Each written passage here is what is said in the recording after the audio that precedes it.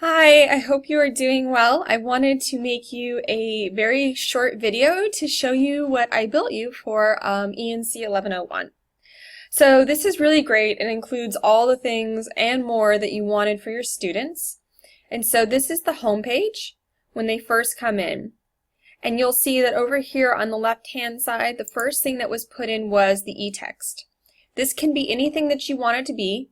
In this particular case, it is an anthology. It could also hypothetically be a handbook. It could be a custom text that is built. It could be anything you want. It could also be multiple texts. So hypothetically, you could have an e-anthology in here, and you could also have a handbook if you would like. So just a very quick overview. We can go ahead and we can look at the e-anthology. If you wanted the paper text to hypothetically mirror this, you could do that. So definitely an option. Need to close some things since my computer's moving a little slow.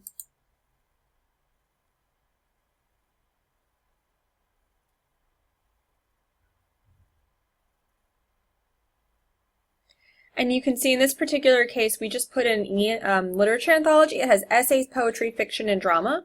There are over 150 different stories within here. So for example, if we go under William Shakespeare, Merchant of Venice, you can see that it pulls up the entire anthology. Students can also highlight, they can take notes, they can pin different areas with the note-taking tool. They will also be able to go and find and bookmark any area in the text that they're currently reading. So if they're reading William Shakespeare, The Merchant of Venice, they'll be able to go in and bookmark that as something that they are currently reading and hold that there. So that's a very cool feature. So here's your bookmark feature. You can also put links into the page, and this is for if you're projecting it into the classroom. This would be for your whiteboard view. So this is all in one, and you can get a 1 or a 2-page view. All right, so let's look at the next feature. Or they can also print that if they're interested. So if they do need paper, it is printable. So the next feature is going to be your adaptive learning path. So your adaptive learning path, this would be maybe for your remedial grammar students. And it has everything from understanding basic grammar all the way through the composition process to understanding poetry, drama, fiction, and writing about literature. So this actually could even take them more into the 1102 realm if that's something that you were interested in doing. These areas are the top sort of 4 going to be your more remedial developmental English areas. A lot of people use this as a response to the Senate bill. So you could definitely go in and they can do the adaptive learning path for working on their different areas. You can see that within every area there is an overview, an animation, 2 recall exercises, an apply, and there is a writing assignment. This is currently what about 80% of the colleges in the state use to determine who needs different remedial help in what we would consider developmental English. And since it's adaptive, students will only need to complete areas in which they're weak, and areas in which they're strong will be removed from their question types. So you can see here we do an overview.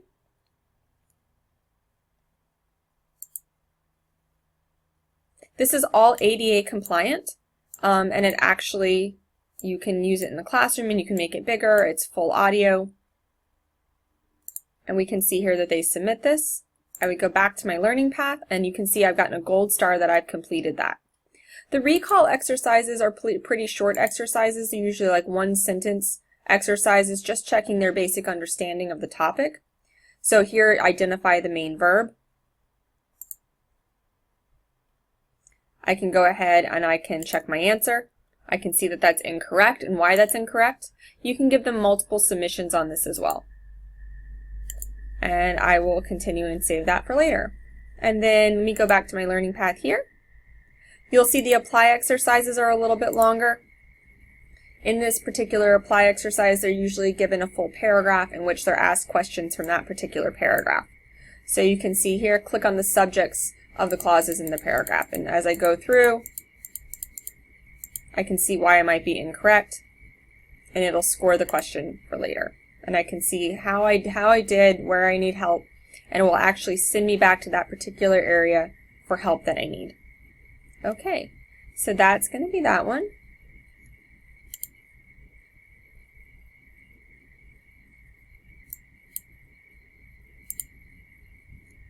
And we can always go back to my learning path. It's a little bit greater. All right, the next thing that you will see in here after we go through the adaptive learning path, and I'm more than happy to go through any of these, your literary works. So you asked for a ginormous database of all the literary works that we have. So here you can actually give assignments for these particular literary works. You can see authors A through C, D through F, G through K, L through P, R through S, and T through Z. And you can give assignments in each one of these. So let me go through D through F. In this particular case, I might want to do an Emily Dickinson piece. And I'll be able to have the students read this, learn about the author, do a critical overview, read the bibliography, and actually take a short quiz on the piece itself. What's also really cool is if you ever want to insert your own piece of writing, so hypothetically, let's say there is a specific piece of writing, it is free on the internet, you want the students to go read it, or you want to download it, we can definitely put it inside of here, and then we can go ahead and create activities associated with that so that they can go and do the appropriate quizzing and testing that goes with it. So here you have a full audio about the author. Also ADA compliant. I can see that it can be printed as well. I would do an overview of the author. Can also be printed. Also ADA compliant. You'll be able to actually see how long students have spent in these areas. A bibliography.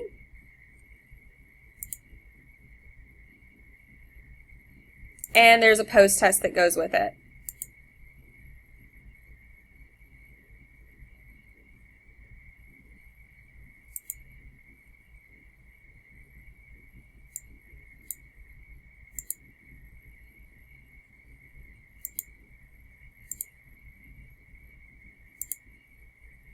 And you'll be able to go see how students have been doing. So each one will have one of those. So you'll get a little bit about each one. And you can see that those are all in here. The next thing that is in here is something that's been commonly asked for. These are our auto grade writing assignments. For example, I already submitted one for community service as an example, and you can see that my draft is in here.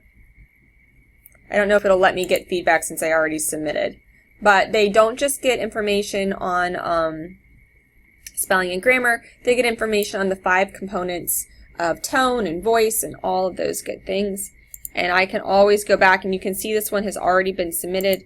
I can go back and review it if I would like, but I've already submitted it to my instructor, and I'll show you what that looks like in a moment.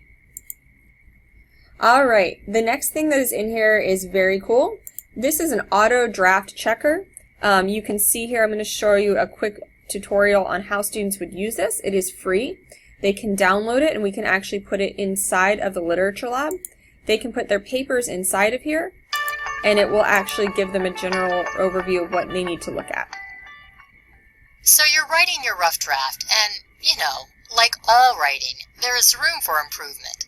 That's where RightClick comes in. Like a personal writing coach, RightClick presents suggestions and feedback to help you edit and revise. It can't catch everything, fix errors for you, or anticipate your intent, but RightClick will call your attention to potential issues and help you look at your writing in a different way. It's easy and smart to incorporate RightClick into your personal writing process. Wherever you're writing, simply click the RightClick floating button or hit F2 on your keyboard to get instant feedback. Let's take a look at how it works. RightClick will show you where you may have made common writing errors or questionable choices and offer suggestions. Here's a spelling error in red. Grammar and punctuation problems, like subject-verb agreement or missing hyphens, are in green. Style issues, like awkward wording, are in blue. But RightClick does more than just identify possible errors. It coaches you through the process. So you can see that this is actually downloadable, and it is a free download, but students who need to download it, they can put it on their desktop. I have it on mine, and they can put their papers inside of it into it for a quick review check before they submit it to you. The next thing on the list is free Smart Thinking tutoring.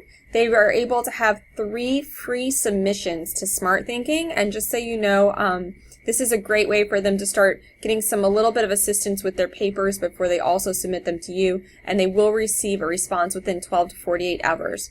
Every Smart Thinking tutor actually must have a master's degree or higher in English, and most of them are actually professors throughout the country. The last thing on the list here is our multimedia library. You have multimedia for everything, and you can see the multimedia that we have for everything inside the lab. So for example, I'm here under Understanding Poetry. I'm going to click Select All, and now I can see all the animations, the glossaries, the audio, and the overviews that I have for poetry. Okay, so that's a basic rundown.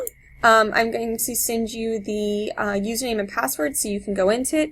Please tell me if there's anything in it that you see that is missing or something that you would like to have that is not currently in there. Thank you so much and have a beautiful day.